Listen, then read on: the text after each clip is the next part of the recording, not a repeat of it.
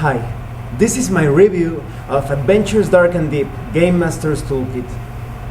This toolkit contains a lot of useful information and elements of all sorts, random tables, anything that you can think of that is necessary to run a successful old school campaign, old school fantasy campaign.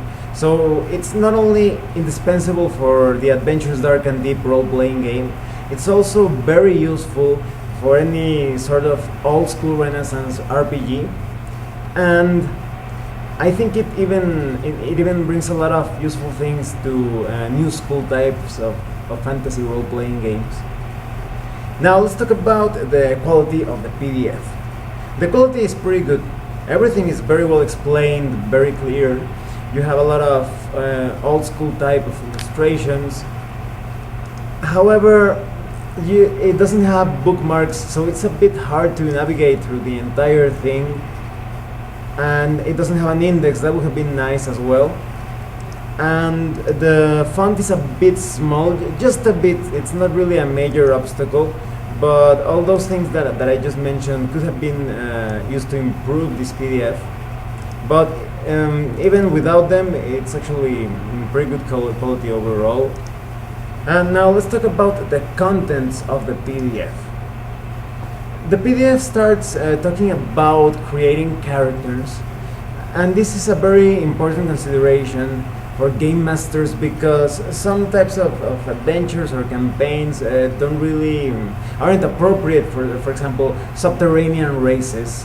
Subterranean races are going to find themselves at a disadvantage if the adventures and the campaign is carried out in very open environments in the sunlight. So for example, maybe you're going to have adventures in open forests and mountains that don't have to do with underground tunnels and stuff like that. So it's always important to think about whether or not a particular character race is going to be effective in your adventures or campaigns, or if you want to play a race with a disadvantage, just to be mindful of that. You also have more information on character classes. Again, some character classes could not be appropriate for certain campaigns. So for example, if you're running a very low magic type of game, magic users and clerics may not be the best, the more appropriate classes. Or for example, maybe you're having adventures with a lot of spelunking and getting into really tight spaces. Cavaliers are going to feel severely hindered because they won't be able to ride their horses into battle. So it's all about those special considerations. You also have information about non-player characters, and this section is really good. You can create everything you can think of NPCs, what types of classes they are, their personalities, the spells they are using, everything that you can think of non-player characters, and how to flesh them out, to create them in a way that they feel like living beings rather than just playing pieces. You have all the information to add life to your NPCs right here. And then you have a section on the game environment. This is very important. This helps you understand the dungeons and adventures carried out in the wilderness, the ways the characters move in and out the dungeon and move through the dungeon, the sorts of encounters they can expect, all sorts of situations concerning the structure and the environment. You also have information on hazards, on starvation, on thirst, impediments, all sorts of danger, whether maybe there are landslides, if it's a type of wilderness-based adventure or even campaign. You also get information on treasure. This is very important, all sorts of tables, so you can distribute the treasure in a correct way.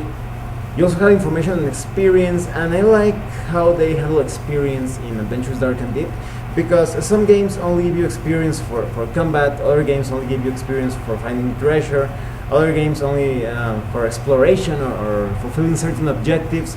But here in Adventures Dark and Deep, you can get experience by defeating enemies or by getting treasure or by fulfilling certain objectives or solving puzzles. So your party of player characters are going to be able to play just the way they want.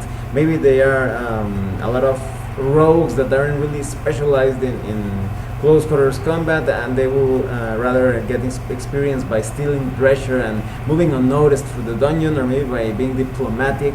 So that's very cool. And you also have a lot of information on buildings and fortifications. So it doesn't go into too much detail. You would need an entire different book for that. But it gives you enough information so you can, for example, if you want to wage war or have your own barony, you have the information to do that, at least the basic data for that. Such as the hit points of structures, siege weapons, mining, construction time, etc. So you can build your town or your city and maybe fight wars. You also have information of ships and waterborne travel. Now I really feel like this section right here goes into a lot of detail, and that's excellent if you want to play in a campaign that has to do with pirates or just exploring and fighting in the seas of your campaign, or have a lot of maritime encounters. You have all the information right here. You have different stats for all sorts of ships, and information for seaborne encounters, shipboard encounters, and travel, etc. And then you have information on creating the setting. And now this is a very good section for those who are just getting started into old school role playing. But even if you're a veteran, it's always nice to refresh some things of what makes a setting important and functional. And so you have different approaches. Maybe you want to approach things in a very general way, like creating the game world and then focusing on the adventures within that world. Or maybe you want to create adventures and let the game world flow, using the adventures as a starting point. Or maybe you can combine both styles. So this is a very handy section for creating the setting. And you get more information on religion and deities. So for example, you have a lot of good examples on how to create a Norse themed campaign with all the Norse deities, and you can use that as sort of template to adapt your campaign. For example, maybe you want to give it like a sort of like an Egyptian feel. You can certainly do that, or I don't know, maybe a more of a Celtic, or maybe an Hindu feel. You can adapt any sort of pantheon to your campaign. And then you have information on other planes and other worlds. You even have some maps of the arrangement of the different planes of existence, and how to travel across the planes, and have all sorts of weird and awesome adventures across dimensions.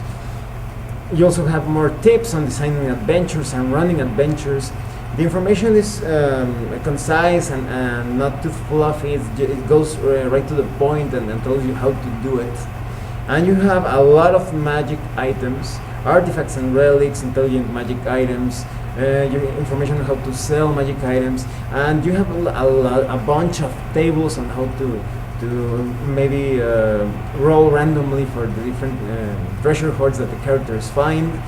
And this is very useful, especially for other old school Renaissance games. So for example, if you are running a very low magic old school Renaissance game, and you feel that you didn't get enough information about magic items with that game, you can use the tables and the items here, and you can adapt them to any setting. It's very easy. And at the end you have an appendix of random tables, and this helps you a lot, both when you want to improvise when you're running an adventure, and when you're taking your time building an adventure or a campaign. It's basically a bunch of random answers that you can give for certain details. For example, if a player finds, I don't know, a potion or a shield, and asks you, hey, what's the color of this potion or this shield? You roll on a table, and maybe you can say, oh, it's a vanilla colored potion with strange purple swirls within it, or it's a gold shield with silver linings. And you have a lot of different answers. So for example, if a player bumps into an NPC and you're like, oh yeah, you just bumped into the town's blacksmith, and the player asks you, what's he doing here? And you're like, oh, and you make a roll, oh, he's looking for his lost relative. So that sort of information.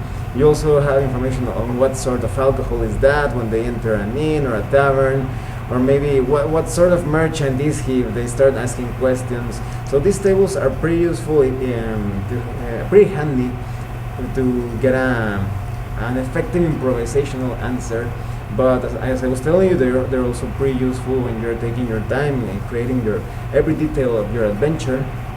Well, let me tell you what I think of this Game Master's Toolkit.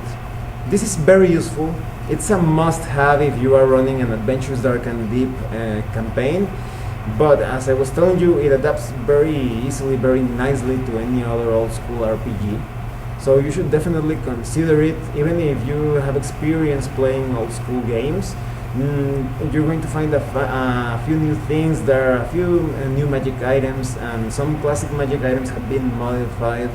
And you're going to have more advice and more like a review of the basics of what makes a campaign or an adventure an unforgettable experience.